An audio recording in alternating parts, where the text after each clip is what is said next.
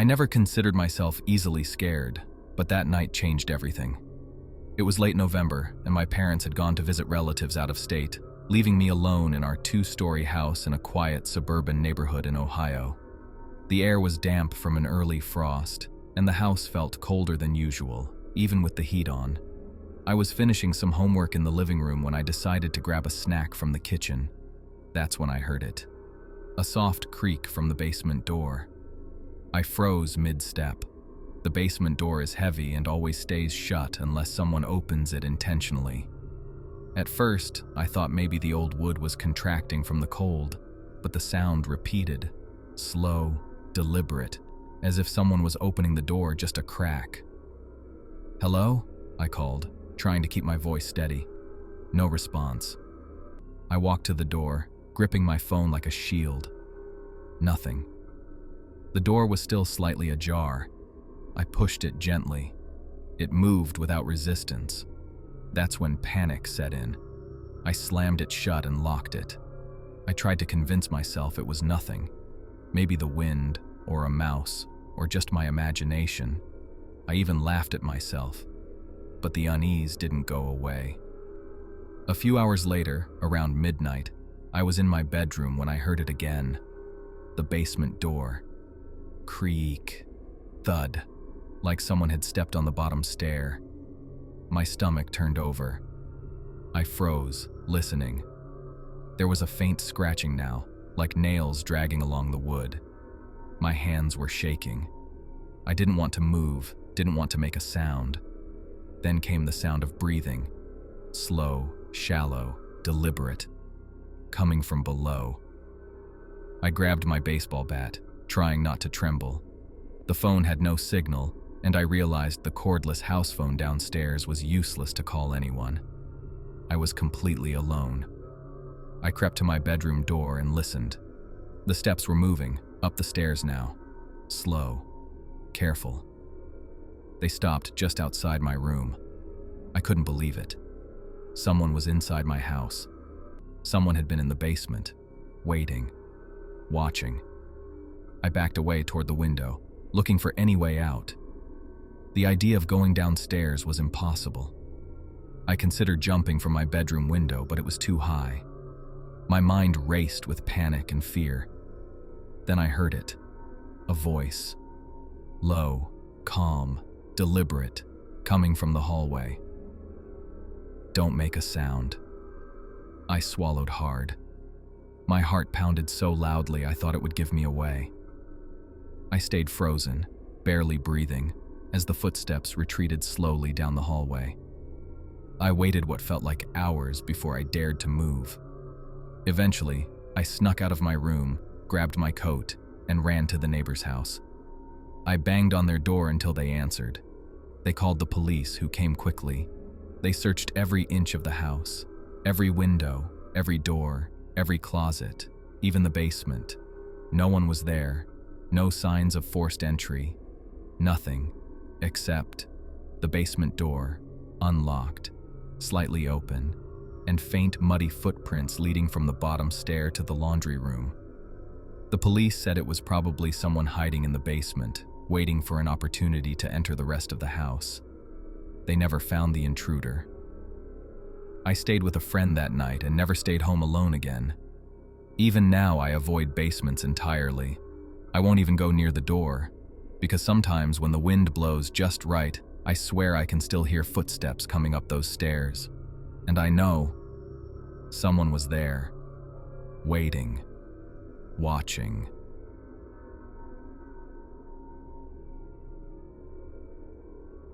I've always liked being alone.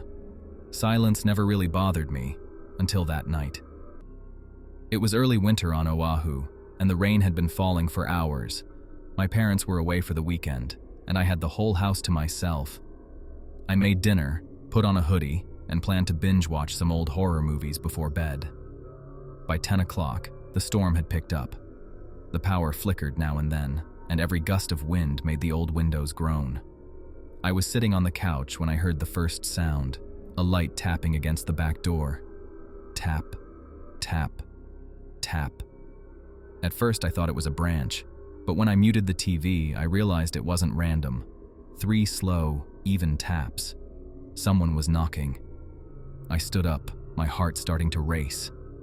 The back door had glass panels, and the porch light outside flickered just enough to show faint movement, like someone shifting from one foot to the other. I called out, "Who's there?" Nothing. Just rain. I stepped closer, trying to see through the fogged-up glass. That's when I saw it. A single wet handprint pressed against the glass. The fingers were long, and the print was upside down. I stumbled back, locked the deadbolt, and pulled the curtains shut. I could hear my pulse in my ears. I told myself it was probably some drunk neighbor or a kid playing a prank, but something about that handprint, its size, the way it smeared, made me feel sick. A few minutes later, I grabbed my phone to call my dad, but the signal was gone. No bars, no Wi-Fi, just static. That's when the noises started again. Not tapping this time, scratching.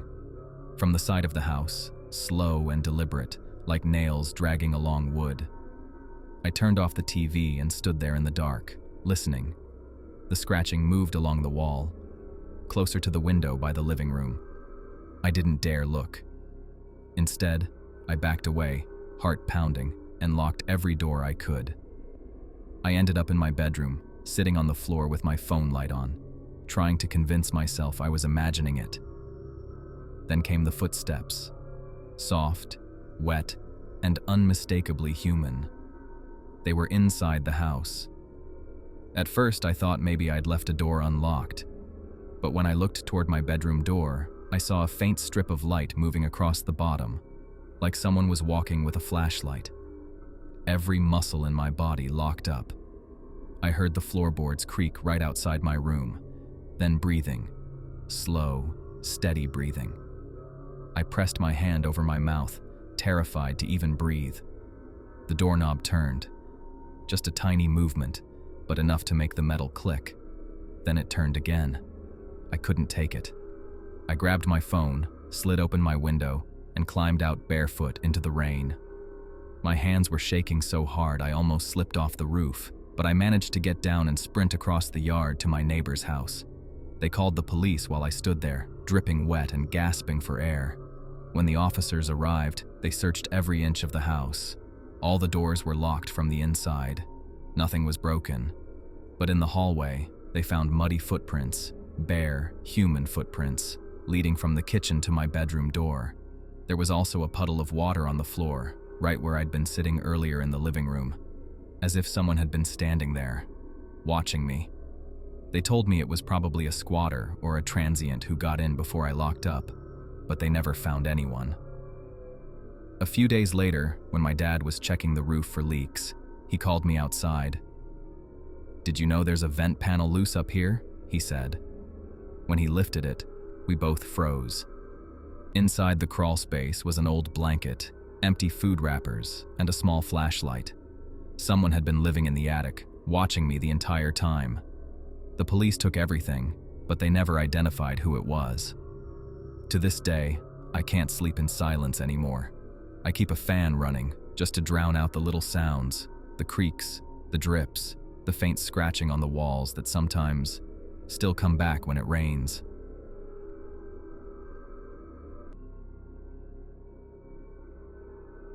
I never thought I'd feel truly alone in my own house. I was wrong. It was a cold November night in a small town in Pennsylvania. My parents had gone to a weekend conference out of state, leaving me alone in the house for the first time.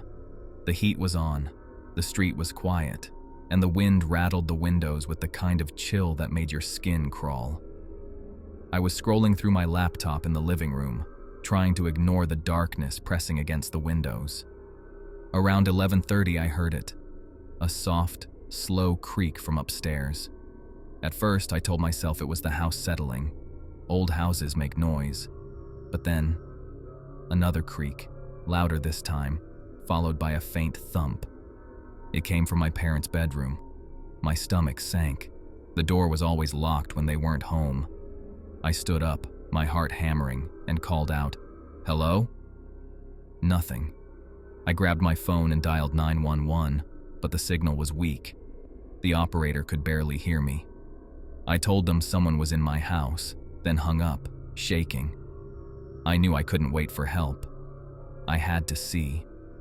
I tiptoed to the stairs. Every step groaned under my weight. The house felt alive, almost aware of me moving through it. I reached the top and peered down the hallway. The light from the living room barely reached the far end, but I could see the bedroom door, the one that should have been locked, slightly ajar. I took a deep breath and stepped inside. The room was empty. Nothing moved. The bed was untouched. I exhaled, relief washing over me, until I heard it. The whisper of footsteps coming from the attic. My house had an attic hatch in the hallway, one that was usually locked.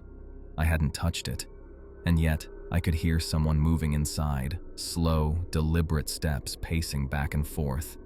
I froze, my chest tight, every instinct screaming at me to run. I grabbed a baseball bat from the closet, my hands trembling. The footsteps stopped. Then, a sound I will never forget. A low, guttural whisper coming from directly above me. "Why are you here?" I jumped, stumbling backward. The attic hatch started to open slowly, creaking on its hinges. A shadow slipped out, just enough for me to see the outline of a man, tall, broad-shouldered, wearing a hoodie that hid his face. I swung the bat, but he didn't react. He just stepped closer, as if daring me to move.